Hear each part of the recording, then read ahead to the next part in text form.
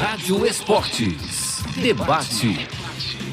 E eu já pergunto para você, Natália Fiuza e Léo Figueiredo, olha só essa informação que está no Instagram, no X, agora o Twitter é o X. É o X. É o X. O @CXFootball realizou um estudo sobre a arrecadação dos clubes com vendas de jogadores formados na base nos últimos 10 anos. Jogadores formados na base nos últimos 10 anos.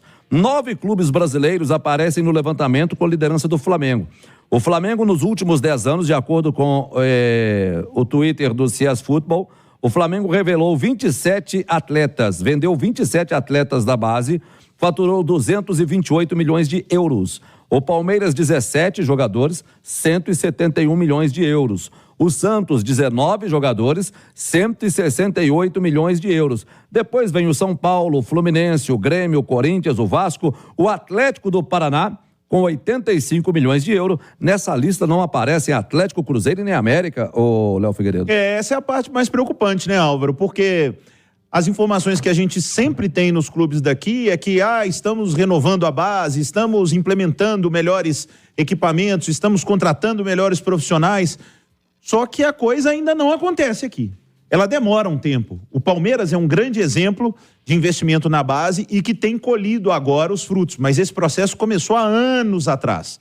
Não é do dia para a noite. Mas mostra como Atlético, Cruzeiro e América, eles ficaram muito tempo aí ociosos, né? Para não dizer ultrapassados, comparado aos seus rivais. O Flamengo com Vini Júnior, com Paquetá, João Gomes, volante, foi vendido, tem o Matheus França. O Flamengo, ele disparou nisso aí, ele entrou no hall dos times que mais venderam no mundo. 228 milhões de euros, isso nos últimos 10 anos. O Flamengo com 27 atletas. Agora o detalhe, apesar da liderança do Flamengo em valores e números de vendas, Nath, quem arrecada mais por jogador em média é o Palmeiras. 10 milhões de euros aproximadamente por jogador que ele transfere para o futebol, seja ele europeu ou para fora do... Então, perdão, Nath, mas então internacional, dá pra gente ver que assim, o Palmeiras revela mais e o Flamengo revela mais qualidade.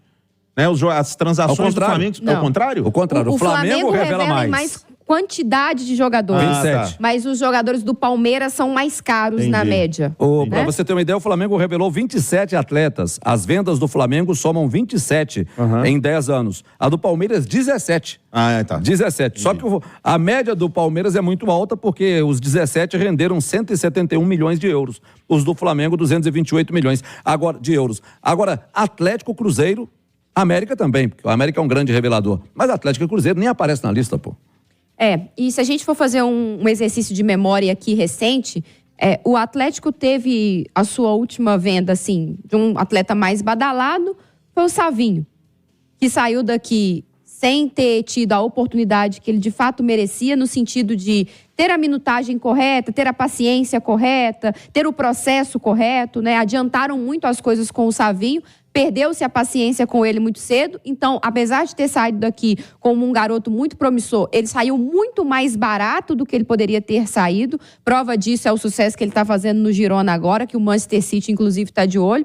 Então, se tivesse sido uma venda direta, imagina, do Atlético para o Manchester City, como o Palmeiras tem conseguido fazer com o Real Madrid, como o Flamengo fez com o Real Madrid, como o Atlético Paranaense fez agora direto com o Barcelona, pelo Vitor Roque, a valorização é muito maior. Então, primeiro, os clubes não conseguem revender bons talentos. Segundo, os jogadores saem daqui muito jovens e, às vezes, para um mercado secundário, porque não se tem a paciência de esperar o processo de maturação correto para daí fazer uma venda para um gigante, para você, de fato, ganhar dinheiro. Mas tudo também passa pela estrutura da categoria de base. Por que o Palmeiras e o Flamengo conseguem fazer isso? Porque é um trabalho de muito tempo. E se a gente for fazer esse exercício aí de memória, o último que conseguiu ainda ganhar uma grana relevante foi o América, né? Com o Arthur, que não é nem o principal time que nós temos aqui na capital. Teve pouco antes dele o Richarlison, né? Naquela ponte indo pro Fluminense. Tem uma coisa aí, a Nath falou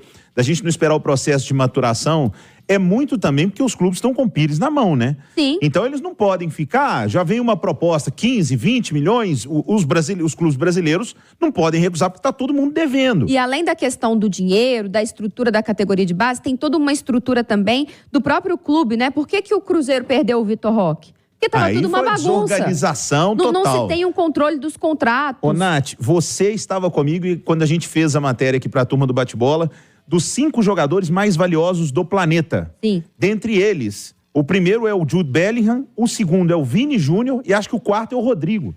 Nós estamos falando do Vini Júnior e do Rodrigo.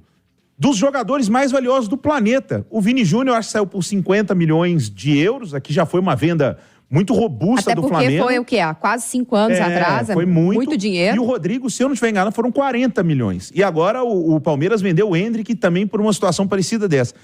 E a gente fala que a gente não revela. Que a safra é ruim, que não tem talento no Brasil, sendo que 2 dos 5 mais valiosos do planeta são brasileiros. Não, e detalhe, na lista que foi feita desse levantamento que o Léo está citando, são 100 nomes, e a gente cita o Vinícius e o Rodrigo, porque eles aparecem nesse top 5, ao lado do Haaland, do Bellingham, enfim. Mas a lista tem muitos brasileiros. A lista tem Bruno Guimarães, tem Gabriel Magalhães, tem Gabriel Martinelli, tem Gabriel Jesus. Sabe, a lista tem muitos brasileiros que estão jogando em alto nível na Europa. Então, o problema é que nós não revelamos. Eu acho que o problema não é esse. Talvez o problema seja que a gente não consegue aproveitar melhor, reter melhor esses talentos aqui dentro do Brasil para depois eles serem vendidos para a Europa. A gente está falando em revelação, vamos lembrar da Copa São Paulo de Futebol Júnior, porque nós temos 4 mineiros na competição. O Coimbra já é o primeiro mineiro classificado, venceu por 4-0 ontem o Sampaio Correia, 2 vitórias e um empate, primeira vez que disputa a Copinha o Coimbra já está classificado. Hoje tem o Comercial contra o América, jogo marcado para as 3h15 da tarde.